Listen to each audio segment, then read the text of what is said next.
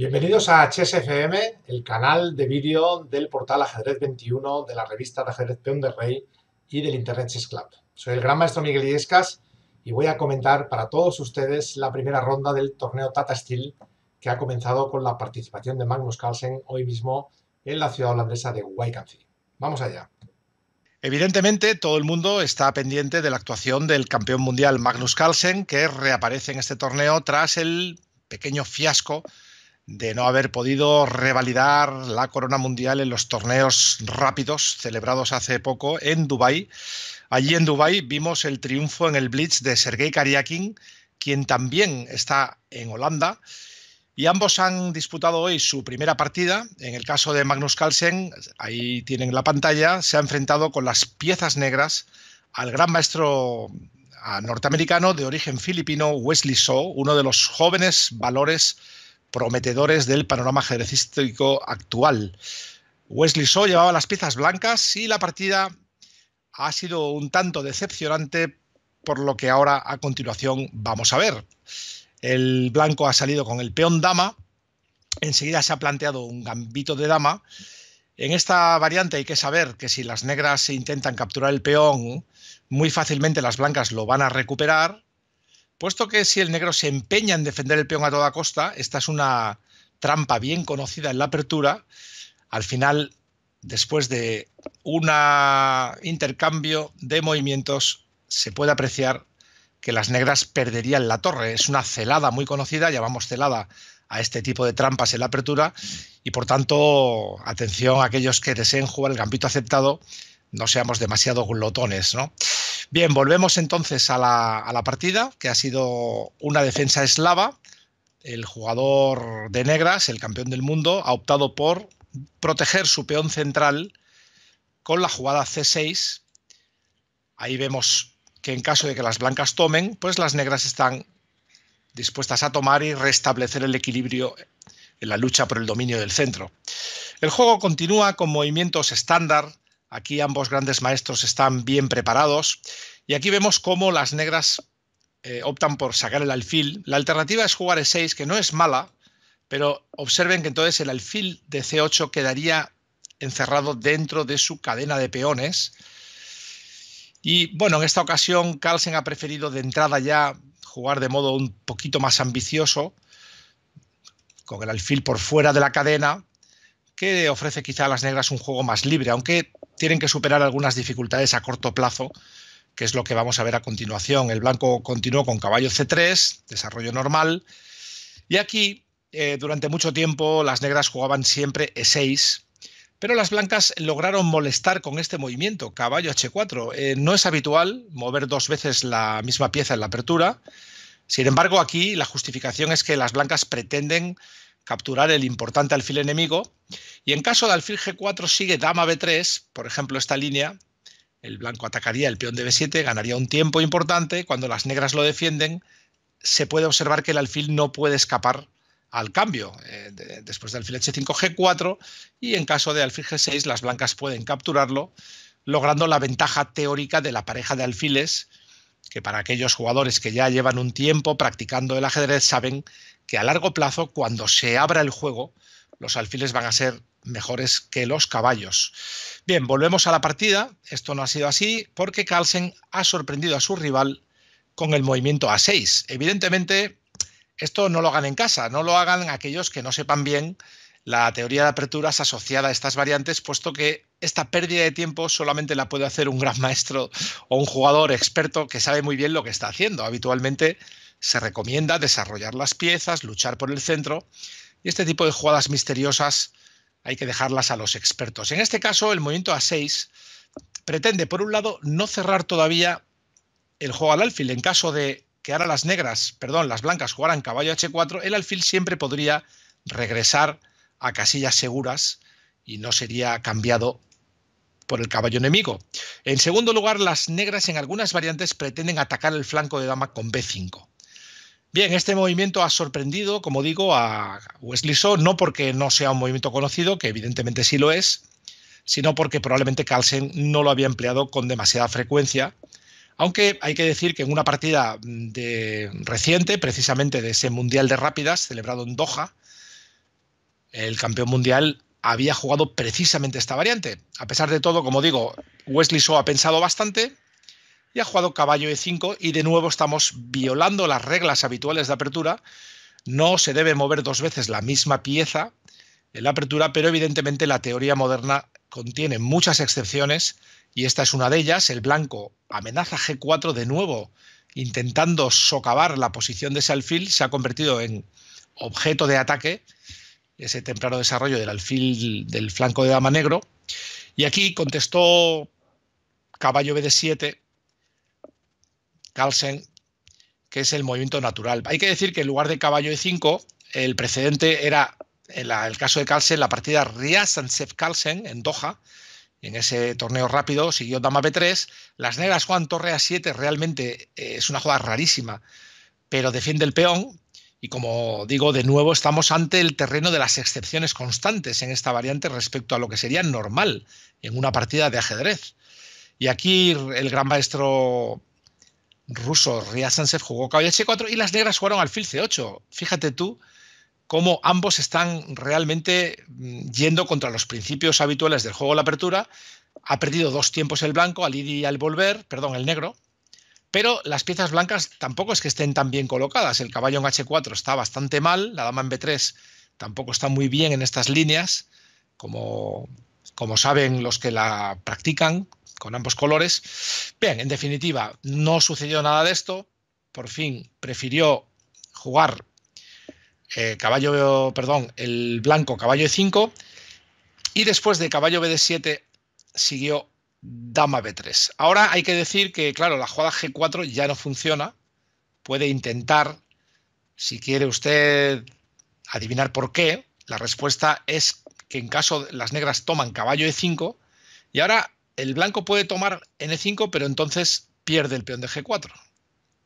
Y por el contrario, si opta por tomar en F5, pierde el peón de C4.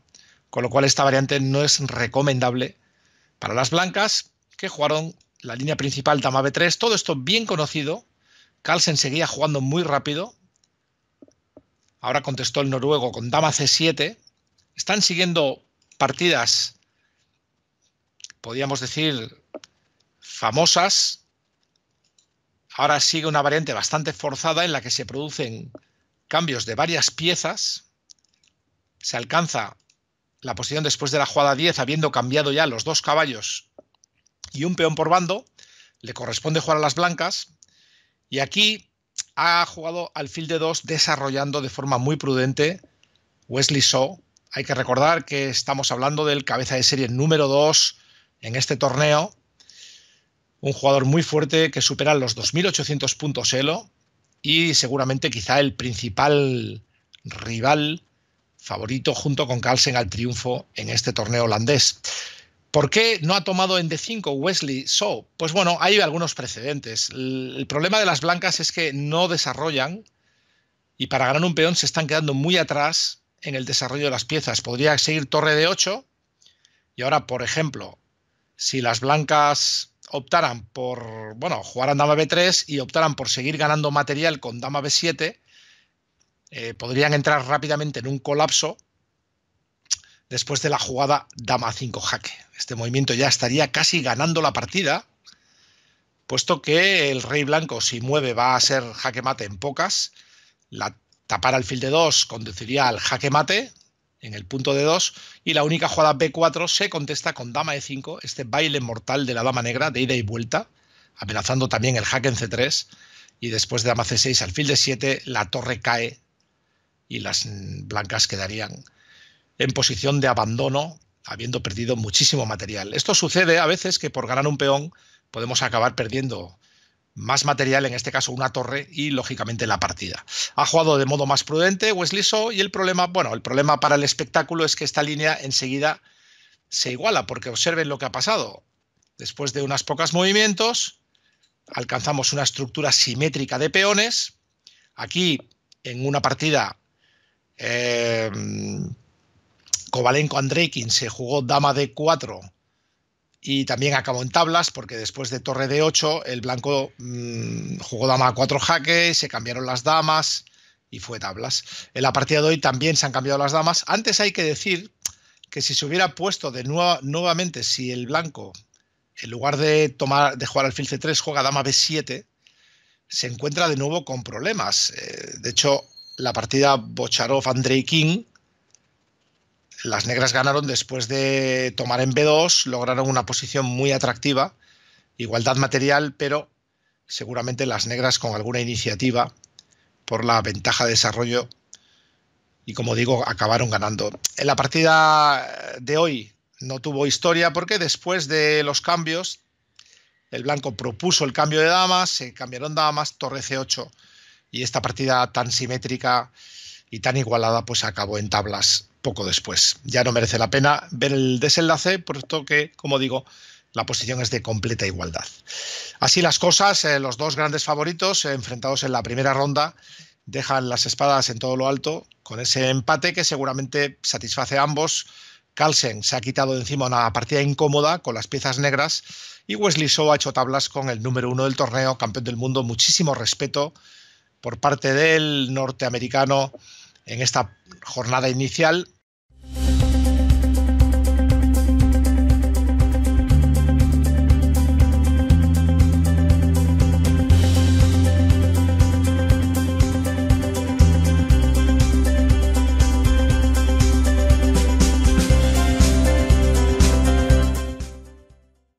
Hay que decir que la mayoría de partidas han terminado en tablas. Así, por ejemplo, Sergei Karyakin tenía las piezas blancas. Esta es la posición final de la partida de Karyakin. Puede parecer que ha sido muy emocionante con el rey blanco en el medio, pero no es así. Ha sido una partida muy sólida.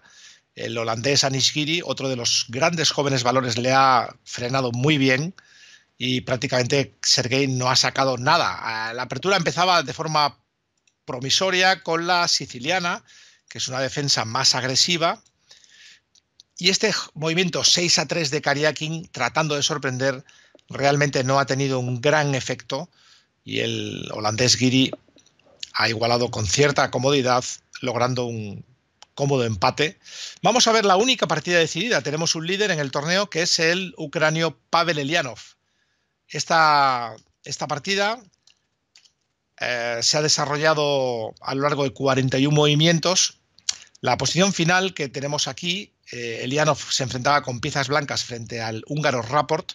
La posición final es un poema a la impotencia de las torres negras. Fíjense, el negro tiene calidad de ventaja, hay dama y dama, torre, torre, torre por un caballo, pero si observamos, las torres negras no tienen columnas abiertas para jugar.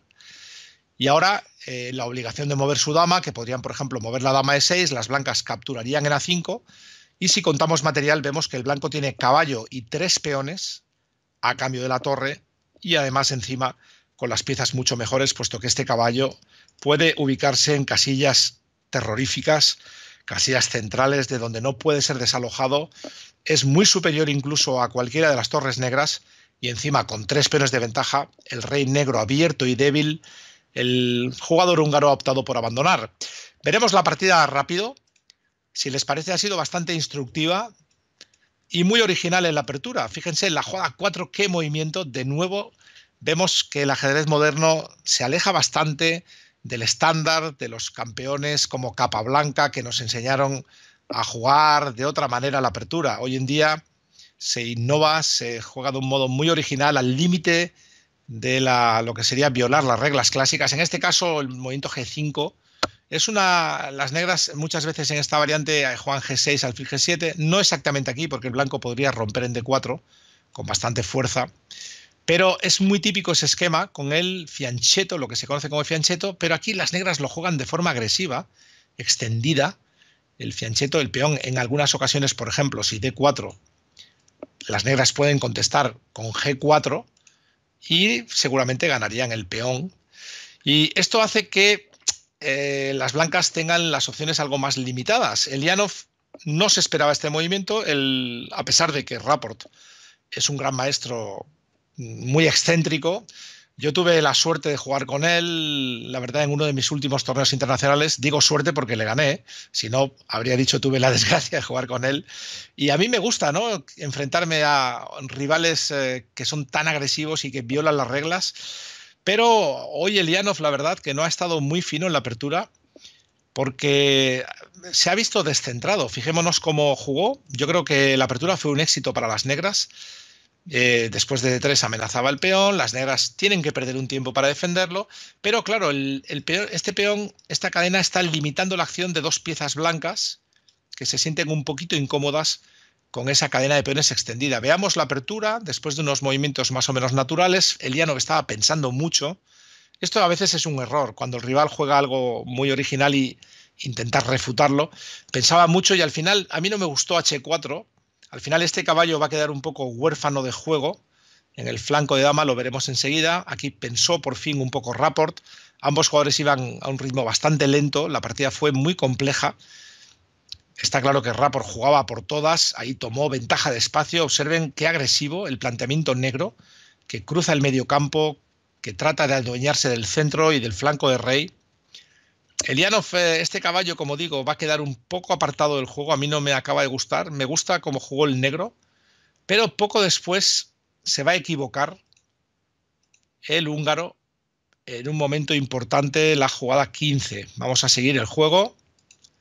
Como digo, juega de modo muy ambicioso. Y aquí toma Elianov y blancas, en lugar de contestar del modo natural, que sería E por D4, seguramente temía quizá el avance F4, el juego súper agresivo de las negras.